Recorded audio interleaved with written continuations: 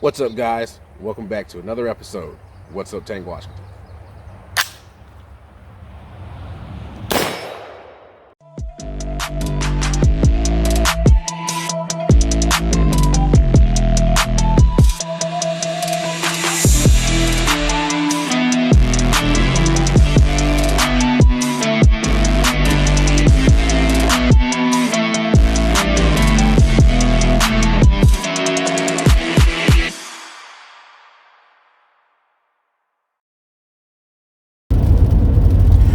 Guys, and welcome back to the channel. Got a bit of a drive ahead of me, so I decided I'd talk to you guys about firearm safety. Safety is of the utmost importance when it comes to responsible firearms ownership.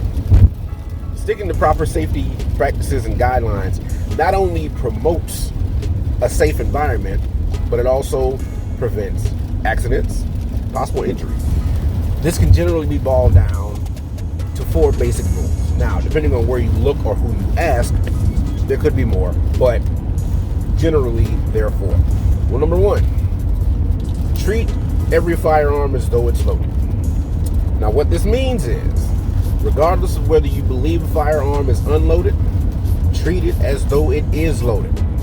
Now what this does is it promotes safe handling habits, and it prevents an accident from you handling a firearm and assuming that it was unloaded when it actually was. Rule number 2, always keep the firearm pointed in a safe direction.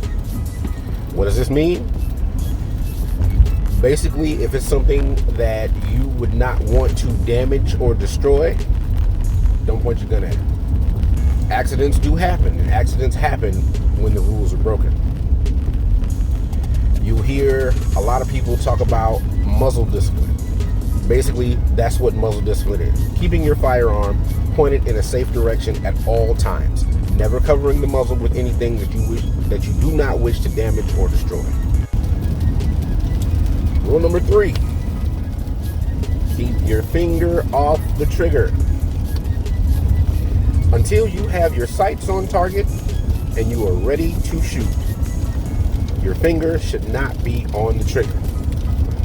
You will hear a lot of instructors use the term trigger discipline. This is what they mean. They'll also use a term called indexing. Essentially, your index finger or trigger finger should be indexed or straight in line with the slide of your firearm until your sights are on target and you are ready to fire your weapon. Rule number 4, know your target and what's beyond it. This means that before you fire, you should know if there's anything in front of your target or if there's anything behind your target that you do not wish to destroy or damage. Basically, this ensures that you're shooting in a safe direction, and it also prevents unintentional damage to property or unintentional injury to something or someone that may have been in or around your target when they shouldn't have been. This also accounts for missed shots and shots that actually pass through your target. Now, firearm safety doesn't stop with just the 4 cardinal rules, as they're called. It goes beyond that. Safety practices should continue even when your firearm's not in use. When your firearm's not in use, it should be locked away in a secure location. This prevents unauthorized access to, in the case of if there are children in the household, or if you say have a visitor to your home that's not familiar with firearms. So use a lockable gun safe, trigger locks, lockers if you have them, or some other lockable source that would prevent anyone that you don't want to have access to your firearms from gaining access.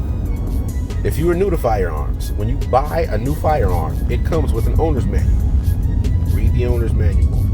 Familiarize yourself with the firearm before you decide to go out and use it. One important thing to remember is make sure that you use the appropriate ammunition for your firearm. Using the wrong or incorrect ammunition can not only cause malfunctions with your firearm, but it can also possibly lead to a catastrophic accident. One example of this, in the case of 5.56 and 300 blackout. 300 blackout will chamber in a gun that is chambered for 5.56. However, being that the bullet is way larger, it is not supposed to be fired. It will fire, but I assure you, you will not be happy, because you will more than likely damage or destroy your firearm, if not cause very serious injury to yourself. So please ensure that you are using the proper and appropriate ammunition for your firearm. This should probably go without saying, but I'm going to say it anyway. Never handle a firearm when you are under the influence of alcohol or drugs. Avoid them altogether.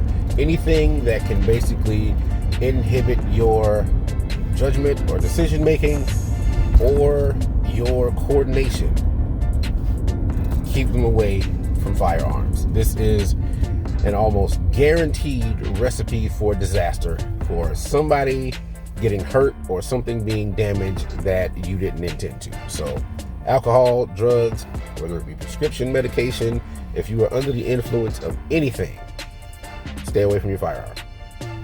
Pulling up to my first location. Let's see. Regular maintenance and inspection.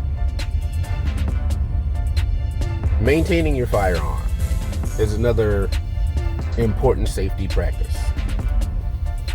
Find me a parking space. Right, like I was saying, maintenance and inspection. Routinely inspect your firearms to make sure that they are in proper working order. This includes cleaning. Yes, you have to clean your gun. Even though there are some of them that will run after thousands of rounds and they're all gunked up and carb filled, they'll still work. It is still a good safety practice to clean your gun. Lubricate your gun. You must oil your gun. You have metal on metal contact, as friction builds up. That is another safe practice. Make sure you check your firearms for signs of damage or wear that may affect its ability to operate safely. Lastly, educate yourself. Go and get proper training. And don't just get training on how to shoot. Good training should include not only operation, but also firearm maintenance and safety practices. Share your knowledge with other people, especially those who may be new to firearms, or unfamiliar or uncomfortable. And make sure that you stay up to date on laws or changes to said laws. By sticking to these guidelines, you can significantly reduce the risk of accidents, as well as promote a safe environment for yourself and for those around you. Remember, safety should always be top priority when you're handling firearms. Thank you for your time. And as always, if this is your first time coming to my channel, I hope you like what you see. And if you do, don't forget to like, subscribe, and share. Thanks for watching.